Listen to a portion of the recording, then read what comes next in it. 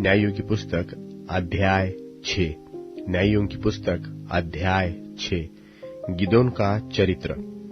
तब इस्राएलियों ने यहोवा की दृष्टि में बुरा किया, इसलिए यहोवा ने उन्हें मिद्यानियों के वश में 7 वर्ष कर रखा, और मिद्यानी इस्राएलियों पर प्रबल हो गए।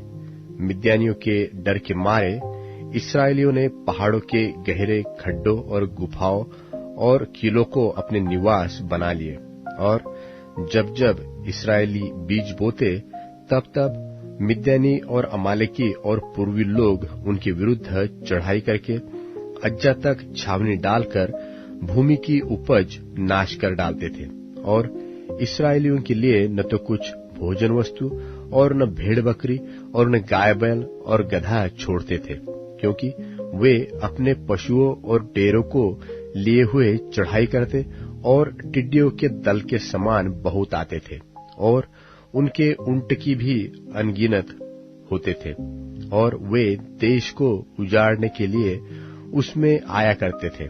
और मिद्यानियों के कारण इस्राएली बड़ी दुर्दशा में पड़ गए। तब इस्राएलियों ने यहोवा की दोहाई दी।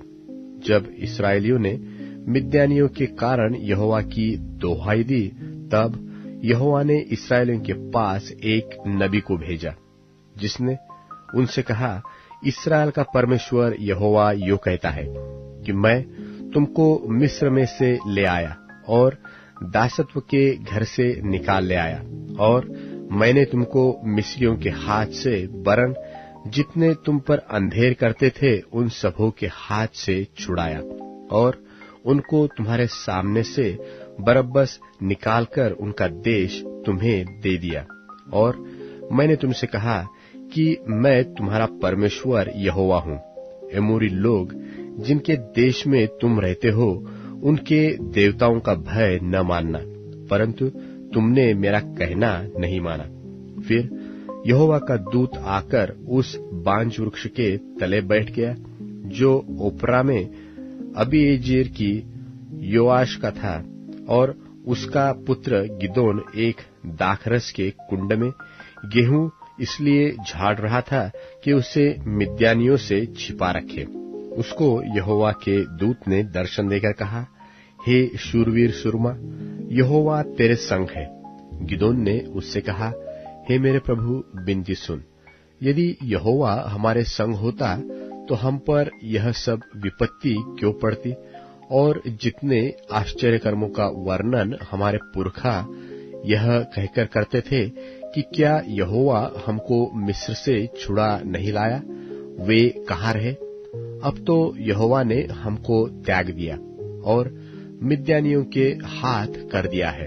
तब यहोवा ने उस पर दृष्टि करके कहा, अपनी इसी इच्छा शक्ति पर जा, और तू इस्राएलियों को मिद्यानियों के हाथ से छुड़ाएगा। क्या मैंने तुझे नहीं भेजा? उसने कहा, हे मेरे प्रभु, विनती सुन, मैं इस्राएल को क्यों कर छुड़ाऊं? देख, मेरा कुल मनुष्य में सबसे कंगाल है, फिर मैं अपने पिता के घराने में सबसे छोटा हूँ। यहोवा ने उससे कहा, निश्चय मैं तेरे संग रहूंगा, सो तू मिद्यानियों को ऐसा मार लेगा जैसा एक मनुष्य को। गिदोन ने उससे कहा, यदि तेरा अनुग्रह मुझ पर हो तो मुझे इसका कोई चिन्ह दिखा कि तू ही मुझसे बातें कर रहा है। जब तक मैं तेरे पास फिर आकर अपनी भेंट निकालकर तेरे सामने न रखूं, तब तक तू यहाँ से न जा। उसने कहा, मैं तेरे लौटने तक ठहरा रहूंगा। तब गिदोन ने जाकर बकरी का एक बच्चा और एक एपा मैदे की अखमीरी रोटियां तैयार की। तब मांस को टोकरी में और जूस को तसले में रखकर बांज वृक्ष के तले उसके पास ले जाकर दिया। परमेश्वर के दूत ने उससे कहा, मांस और अखमीरी रोटियों को लेकर इस चट्टान पर रख दे और जूस को उंडेल दे। उसने ऐसा ही किया। तब यहोवा के दूत ने अपने हाथ की लाठी को बढ़ाकर मांस और अखमीरी रोटियों को छुआ, और चट्टान से आग निकली, जिससे मांस और अखमीरी रोटियां भस्म हो गई। तब यहोवा का दूत उसकी दृष्टि से अंतर्ध्यान हो गया। जब गिदोन ने जान लिया कि वह यहोवा का दूत था, तब गिदोन कहने लगा, हाय प्रभु यहोवा, मैंने तो यहोवा के दूत को साक्षात देखा है। यहोवा ने उससे कहा, तुझे शांति मिले, मत डर, तू न मरेगा। तब गिदोन ने वहां यहोवा की एक वेदी बनाकर उसका नाम यहोवा शालोम रखा। वह आज के दिन तक अबीएजेरियों के ओपरा में बनी है। फिर उसी रात को यहोवा ने गिदोन से कहा, अपने पिता का जवान बैल अर्थात दूसरा 7 वर्ष का बैल ले और बाल की जो वेदी तेरे पिता की है उसे गिरा दे, और जो अशेरा देवी उसके पास है उसे काट डाल, और उस दृढ़ स्थान की चोटी पर ठहराई हुई रीति से अपने परमेश्वर यहोवा की एक वेदी बना। तब उस दूसरे बैल को ले और उस अशेरा की लकड़ी जो तू काट डालेगा जलाकर होम बलि चढ़ा। तब गिदोन ने अपने संग 10 दासों को लेकर यहोवा के वचन के अनुसार किया, परंतु अपने पिता के घराने और नगर के लोगों के डर के मारे वह काम दिनों को न कर सका, इसलिए रात में किया। बिहान को नगर के लोग सवेरे उठकर क्या देखते हैं कि बाल की वेदी गिरी पड़ी है और उसके पास की अशेरा कटी पड़ी है और दूसरा बैल बनाई हुई वेदी पर चढ़ाया हुआ है। तब वे आपस में कहने लगे, यह काम किसने किया है? और पूछपाछ और ढूंढान करके वे कहने लगे कि यह योआश के पुत्र गिदोन का काम है।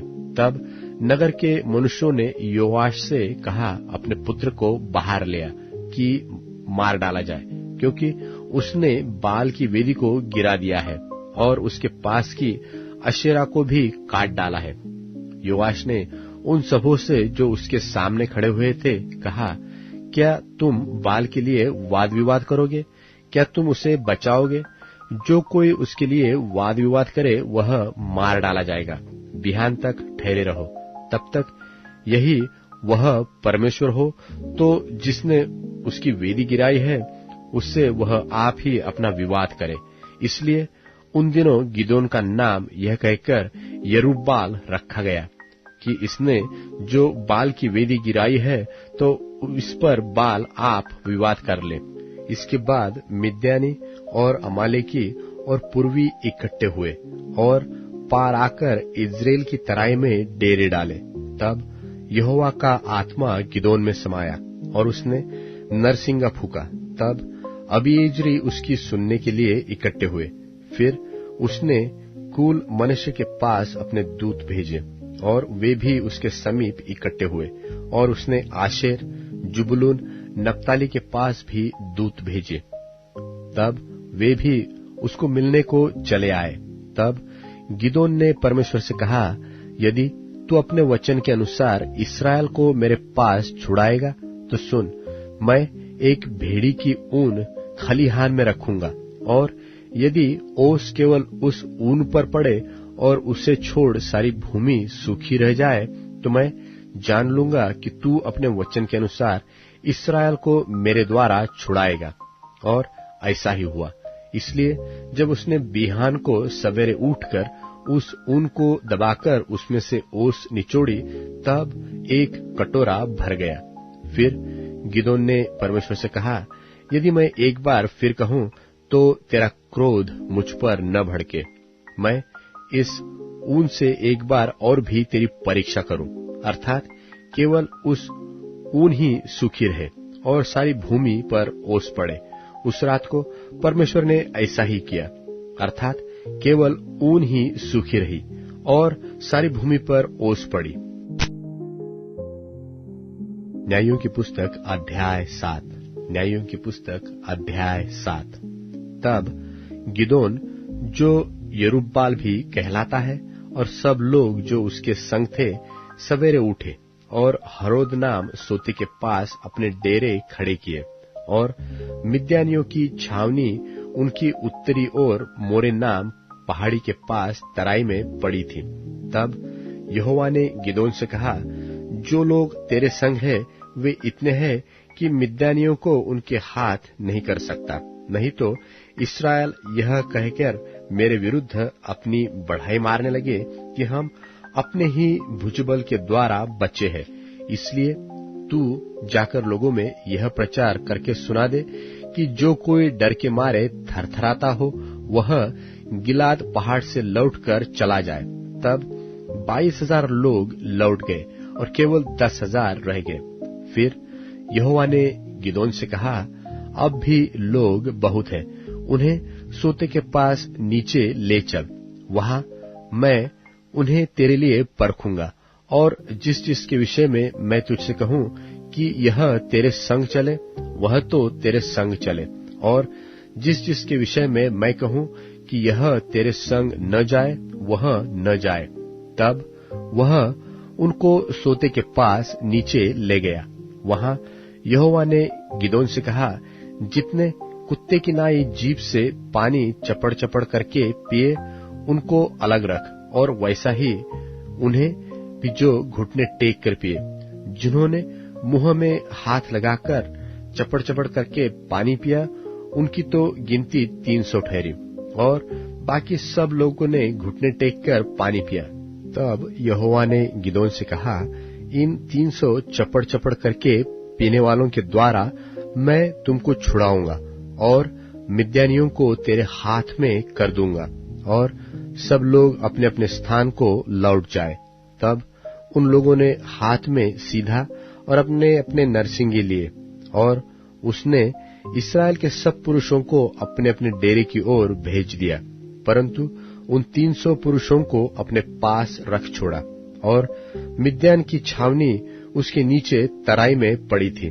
उसी रात को यहोवा ने उससे कहा, उठ, छावनी पर चढ़ाई कर, क्योंकि मैं उसे तेरे हाथ कर देता हूं। परंतु यदि तू चढ़ाई करते डरता हो तो अपने सेवक फुरा को संग लेकर छावनी के पास जाकर सुन कि वे क्या कह रहे हैं। उसके बाद तुझे उस छावनी पर चढ़ाई करने का हियाव होगा। तब वह अपने सेवक फुरा को संग लेकर उन हथियारबंदों के पास जो छावनी की छोर पर थे उतर गया। मिद्यानी और अमालेकी और सब पूर्वी लोग तो टिड्डियों के समान बहुत से तराई में फैले पड़े थे, और उनके ऊंट समुद्र तीर के बालू के किनकों के समान गिनती से बाहर थे। जब गिदोन वहां आया तब एक जन अपने किसी संगी से अपना स्वप्न यो कह रहा था कि सुन, मैंने स्वप्न में क्या देखा है कि जौ की एक रोटी लुढ़कते लुढ़कते मिद्यान की छावनी में आ गई और डेरे को ऐसा टक्कर मारा कि वह गिर गया, और उसको ऐसा उलट दिया कि डेरा गिरा पड़ा रहा। उसके संगी ने उत्तर दिया, यह योआश के पुत्र गिदोन नाम एक इस्राएली पुरुष की तलवार को छोड़ कुछ नहीं है। उसी के हाथ में परमेश्वर ने मिद्यान को सारी छावनी समेत कर दिया है। उस स्वप्न का वर्णन और फल सुनकर गिदोन ने दंडवत की और इस्राएल की छावनी में लौटकर कहा, उठो, यहोवा ने मिद्यान की सेना को तुम्हारे वश में कर दिया है। तब उसने उन 300 पुरुषों के 3 झुंड किए, और एक एक पुरुष के हाथ में एक नरसिंगा और खाली घड़ा दिया, और घड़ों के भीतर एक मशाल थी। फिर उसने उनसे कहा, मुझे देखो और वैसा ही करो। सुनो, जब मैं उस छावनी की छोर पर पहुंचूं तब जैसा मैं करूं वैसा ही तुम भी करना। अर्थात जब मैं और मेरे संगी नरसिंगा फूंके तब तुम भी छावनी की चारों ओर नरसिंगे फूंकना और ललकारना कि यहोवा की ओर गिदोन की तलवार। बीच वाले पहरे के आदि में जो ही पहरुओं की बदली हो गई थी, त्यों ही गिदोन अपने संग के 100 पुरुषों समेत छावनी की छोर पर गया और नरसिंग को फूंक दिया और अपने हाथों के घड़ों को तोड़ डाला। तब तीनों झुंडों ने नरसिंग को फूंका और घड़ों को तोड़ डाला, और अपने अपने बाएं हाथ में मशाल और दाहिने हाथ में फूंकने को नरसिंगा लिए हुए चिल्ला उठे, यहोवा की तलवार और गिदोन की तलवार। तब वे छावनी के चारों ओर अपने अपने स्थान पर खड़े रहे, और सब सेना के लोग दौड़ने लगे और उन्होंने चिल्ला चिल्लाकर उन्हें भगा दिया। और उन्होंने 300 नरसिंगों को फूंका और यहोवा ने एक एक पुरुष की तलवार उसके संगी पर और सब सेना पर चलवाए। तो सेना के लोग ससेरा की ओर बेतशित्ता तक और तब्बात के पास के आबेल महोला तक भाग गए। तब इस्राएली पुरुष नप्ताली और आशेर और मनश्शे के सारे देश में इकट्ठे होकर मिद्यानियों के पीछे पड़े। और गिदोन ने एप्रेम के सब पहाड़ी देश में यह कहने को दूत भेज दिए कि मिद्यानियों से मुठभेड़ करने को चले आओ और यरदन नदी के घाटों को बेतबारा तक उससे पहले अपने वश में कर लो। तब सब एप्रेमी पुरुषों ने इकट्ठे होकर यरदन नदी को बेतबारा तक अपने वश में कर लिया। और उन्होंने ओरेब और जेब नाम मिद्यान के 2 हाकिमों को पकड़ा और ओरेब को ओरेब नाम चट्टान पर और जेब को जेब नाम दाखरस के कुंड पर घात किया। और वे मिद्यानियों के पीछे पड़े और ओरेब और जेब के सिर यरदन के पार गिदोन के पास ले गए। न्यायों की पुस्तक अध्याय 8। न्यायों की पुस्तक अध्याय 8। तब एप्रेमी पुरुषों ने गिदोन से कहा, तूने हमारे साथ ऐसा बर्ताव क्यों किया है कि जब तू मिद्यान से लड़ने को चला तब हमको नहीं बुलवाया। सो उन्होंने उससे बड़ा झगड़ा किया। उसने उनसे कहा, मैंने तुम्हारे समान भला अब किया ही क्या है? क्या एप्रेम की छोड़ी हुई दाख भी अबीएजेर की सब फसल से अच्छी नहीं है? तुम्हारे ही हाथों में परमेश्वर ने ओरेब और जेब नाम मिद्यान के हाकिमों को कर दिया। तब तुम्हारे बराबर मैं कर ही क्या सका? जब उसने यह बात कही तब उनका जी उसकी ओर से ठंडा हो गया। तब गिदोन और उसके संग 300 पुरुष जो थके मांदे थे तो भी खदेड़ते ही रहे, यरदन के तीर आकर पार हो गए। तब उसने सुक्कोत के लोगों से कहा, मेरे पीछे इन आने वालों को रोटियां दो, क्योंकि वे थके मांदे हैं, और मैं मिद्यान के जेबह और सलमुन्ना नाम राजाओं का पीछा कर रहा हूं। सुक्कोत के हाकिमों ने उत्तर दिया, क्या जेबह और सलमुन्ना तेरे हाथ में पड़ चुके हैं कि हम तेरी सेना को रोटी दे? गिदोन ने कहा, जब यहोवा जेबह और सलमुन्ना को मेरे हाथ में कर देगा, तब मैं इस बात के कारण तुमको जंगल के कटीले और बिच्छू पेड़ों से नचवाऊंगा। वहां से वह पनुएल को गया और वहां के लोगों से भी ऐसी ही बात कही, और पनुएल के लोगों ने सुक्कोत के लोगों का सा उत्तर दिया। उसने पनुएल के लोगों से कहा, जब मैं कुशल से लौट आऊंगा तब इस गुम्मट को ढा दूंगा।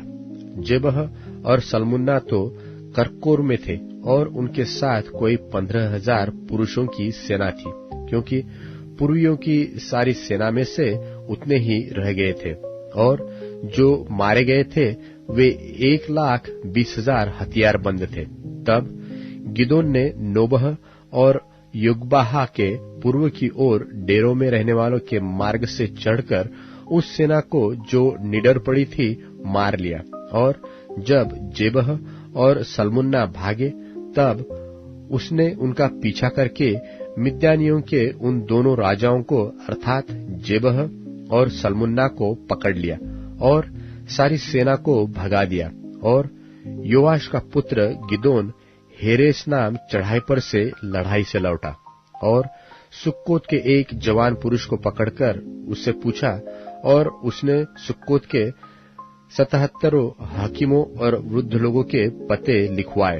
तब वह सुक्कोत के मनुष्यों के पास जाकर कहने लगा, जेबह और सलमुन्ना को देखो, जिनके विषय में तुमने यह कहकर मुझे चिढ़ाया था कि क्या जेबह और सलमुन्ना अभी तेरे हाथ में है कि हम तेरे थके मांदे जनों को रोटी दे? तब उसने उस नगर के वृद्ध लोगों को पकड़ा और जंगल के कटीले और बिच्छू पेड़ लेकर सुक्कोत के पुरुषों को कुछ सिखाया। और उसने पनुएल के गुम्मटों को ढा दिया और उस नगर के मनुष्यों को घात किया। फिर उसने जेबह और सल्मुन्ना से पूछा, जो मनुष्य तुमने ताबोर पर घात किए थे वे कैसे थे? उन्होंने उत्तर दिया, जैसा तू वैसे ही वे भी थे, अर्थात एक एक का रूप राजकुमार का सा था। उसने कहा, वे तो मेरे भाई वरन मेरे सहोदर भाई थे। यहोवा के जीवन की शपथ, यदि तुमने उनको जीवित छोड़ा होता तो मैं तुमको घात न करता। तब उसने अपने जेठे पुत्र यतेर से कहा, उठकर इन्हें घात कर। परंतु जवान ने अपनी तलवार न खींची, क्योंकि वह उस समय तक लड़का ही था, इसलिए वह डर गया। तब जेबह और सल्मुन्ना ने कहा, तू उठकर हम पर प्रहार कर, क्योंकि जैसा पुरुष हो वैसा ही उसका पौरुष भी होगा। तब गिदोन ने उठकर जेबह और सल्मुन्ना को घात किया और उनके ऊंटों के गलों के चंद्रहारों को ले लिया। तब इस्राएल के पुरुषों ने गिदोन से कहा, तू हमारे ऊपर प्रभुता कर, तू और तेरा पुत्र और पोता भी प्रभुता करे, क्योंकि तूने हमको मिद्यान के हाथ से छुड़ाया है। गिदोन ने उनसे कहा, मैं तुम्हारे ऊपर प्रभुता न करूंगा और न मेरा पुत्र तुम्हारे ऊपर प्रभुता करेगा, यहोवा ही तुम पर प्रभुता करेगा। फिर गिदोन ने उनसे कहा, मैं तुमसे कुछ मांगता हूं, अर्थात तुम मुझको अपनी लूट में की बालियां दो। वे तो इश्माएली थे, इस कारण उनकी बालियां सोने की थी। उन्होंने कहा, निश्चय हम देंगे। तब उन्होंने कपड़ा बिछाकर उसमें अपनी लूट में से निकालकर बालियां डाल दी। जो सोने की बालियां उसने मांग ली, उनका तौल 1700 शेकेल हुआ। और उनको छोड़ चंद्रहार, झुमके और बैंगनी रंग के वस्त्र जो मिद्यानियों के राजा पहने थे और उनके ऊंटों के गलों की जंजीर, उनका गिदोन ने एक एपोद बनवाकर अपने ओप्रा नाम नगर में रखा। और सब इस्राएल वहां व्यभिचारिणी की नाई उसके पीछे हो लिया, और वह गिदोन और उसके घराने के लिए फंदा ठहरा। इस प्रकार मिद्यान इस्राएलियों से दब गया और फिर सिर न उठाया।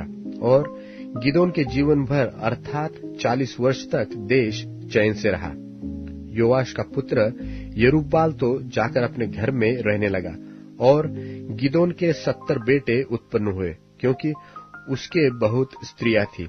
और उसकी जो एक रखेली शकेम में रहती थी, उसके एक पुत्र हुआ, जो गिदोन ने उसका नाम अबीमेलेक रखा।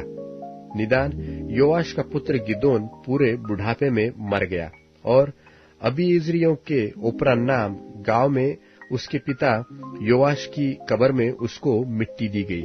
गिदोन के मरते ही इस्राएली फिर गए और व्यभिचारिणी की नाई बाल देवताओं के पीछे हो लिए और बाल बरीत को अपना देवता मान लिया।